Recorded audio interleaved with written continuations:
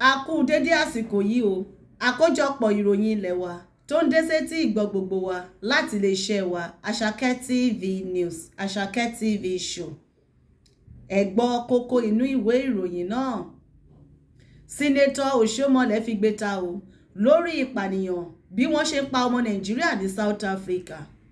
Sínétọ̀ Oshiomhole ó rọ ìjọba Nàìjíríà wípé kí wọ́n gé ilé-iṣẹ́ South Africa, ilé-iṣẹ́ MTN ti ìbánisọ̀rọ̀ ẹni àti ilé-iṣẹ́ DSTV wọn tó wà nínú Nàìjíríà. Ó ní kò lè ṣeé ṣe o kí orílẹ̀-èdè South Africa kí wọ́n máa pa mílíọ̀nù dọ́là owó wọlé sí àpò wọn láti orílẹ̀-èdè Nàìjíríà kí wọ́n sì máa wá pa àwọn ọmọ Nàìjíríà ní ìpakúpa ní orílẹ̀-èdè wọn.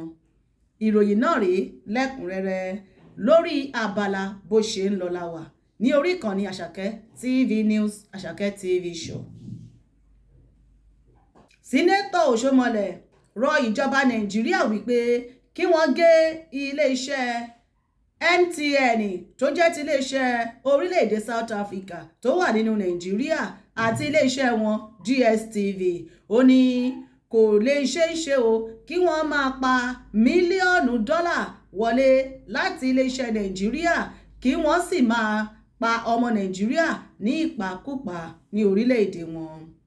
Ó ní àwọn ọmọ South Africa wọ́n ń yọ ẹnu èébú sí ọmọ Nàìjíríà wípé wọ́n ti gba gbogbo ilé-iṣẹ́ àwọn tó wà ní South Africa, àwọn kò ríṣẹ́ ṣe mọ́. Ó ní kí àwọn ọmọ Nàìjíríà kí wọ́n padà máa bọ̀ nílé o. Ṣùgbọ́n àwọn ilé-iṣẹ́ orílẹ̀-èdè South Africa tó wà nínú Nàìjíríà kí àwọn ọmọ Nàìjíríà kí wọ́n máa bọ̀ wálé láti wá máa wá mójútó. Àwọn ìkọlù xenophobic èyí tó ń ṣẹlẹ̀ ní orílẹ̀-èdè South Africa, Oshiomhole ní a ó yọ gbogbo ilé-iṣẹ́ MTN àti ti DSTV tó jẹ́ ti orílẹ̀-èdè South Africa.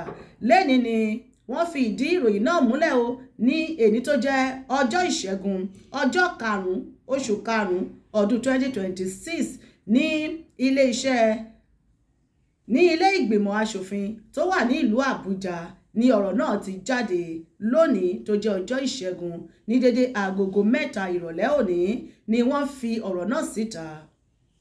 Sínétọ̀ tó ń ṣojú Edo South Senatorial District Adam Oshiomhole ti pè fún yíyọ kúrò àwọn ilé-iṣẹ́ àti ìwé àṣẹ tí àwọn orílẹ̀-èdè South Africa tí ń ṣiṣẹ́ ní orílẹ̀-èdè Nàìjíríà pẹ̀lú ilé-iṣẹ́ MTN àti DSTV lẹ́yìn ìkọlù bí wọ́n ṣe ń gbẹ̀mí àwọn ènìyàn àti àwọn ọmọ Nàìjíríà ní orílẹ̀-èdè South Africa. Ìpè náà wà bí ilẹ̀ àwọn aṣojú ṣòfin ilé ìgbìmọ̀ aṣòfin l'Àbújá bí wọ́n ṣe sọ wípé ọ̀rọ̀ náà ó jẹ́ eléyìí tí ó lágbára tí ó sì máa jẹ́ ẹ̀ka ìdáàbòbò ara ẹni fún àwọn ọmọ Nàìjíríà ní ilẹ̀ South Africa. Ó ní ilé ìgbìmọ̀ aṣòfin àti ìjọba àpapọ̀ láti gbé ìgbésẹ̀ àti ìjọba ilẹ̀ òkèrè láti gbé èsì ètò ààbò sórí àwọn tó jẹ́ àjèjì ní orílẹ̀-èdè South Africa o àti ètò ààbò lẹ́sẹ̀kẹsẹ̀ ní kíákíá. Ó wá rọ ìjọba Nàìjíríà wípé àwọn gbọ́dọ̀ gbé ìgbésẹ̀ o eléyìí tó nípọn lórí ìpànìyàn fífẹ̀mí ènìyàn ṣòfò eléyìí tó ń ṣẹlẹ̀ ní South Africa. Ó ní kí ìjọba Nàìjíríà kí wọ́n má ṣe jáfira o kí wọ́n gbé ìgbésẹ̀ yìí ní kíákíá látàrí ìpànìyàn ìfẹ̀mí ẹni ṣòfò eléyìí tí àwọn ọmọ South Africa tí wọ́n ń ṣe fún àwọn ọmọ ilẹ̀ adúláwọ̀ àti àwọn ilẹ̀ òkèrè míì tó ń gbé ní ọ̀dọ̀ wọn. Ó ní kí ìjọba Nàìjíríà kí wọ́n mójútó àwọn ọ̀rọ̀ eléyìí tó ń sọ kalẹ̀ yìí látàrí yíyọ ilé-iṣẹ́ MTN àti ti DSTV eléyìí tó jẹ́ ti orílẹ̀-èdè South Africa kúrò ní inú Nàìjíríà kí wọ́n sì gba ìwé àṣẹ wọn kúrò lọ́wọ́ wọn, ìyẹn ni láńsẹ̀sì eléyìí tí ìjọba Nàìjíríà fún wọn wípé kí wọ́n padà sí orílẹ̀-èdè wọn kí wọ́n lọ máa dókòwò wọn níbẹ̀.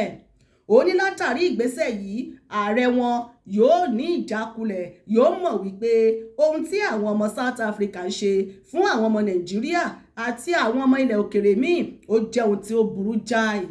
ó ní látàrí ìgbésẹ̀ yìí ni wọ́n wá mọ̀ wípé àwọn nǹkan tí wọ́n ń ṣe yẹn wọ́n máa kéré rẹ̀, ó sì jẹ́ nǹkan tó jẹ́ wípé wọ́n yóò jẹ ìyà ẹ̀ tó bá di ọjọ́ iwájú.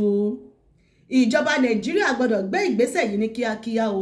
Báyìí ni Adam Oshiomhole, sínétọ̀ tó ń ṣojú wọn ní Edo North Senatorial District, ṣe fi gbé ta nínú ilé ìgbìmọ̀ asòfin lónìí ọjọ́ ìṣẹ́gun ọjọ́ 5 nínú oṣù 5 ọdún 2026 wípé ìjọba Nàìjíríà gbọ́dọ̀ gbé ìgbésẹ̀ náà ní kíákíá láti mú iléeṣẹ́ MTN àti ti DSTV kúrò kí wọ́n sì gba ìwé àṣẹ lọ́wọ́ wọn.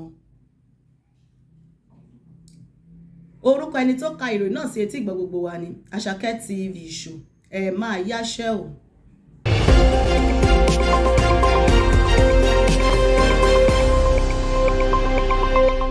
Àṣàkẹ́ TV Show.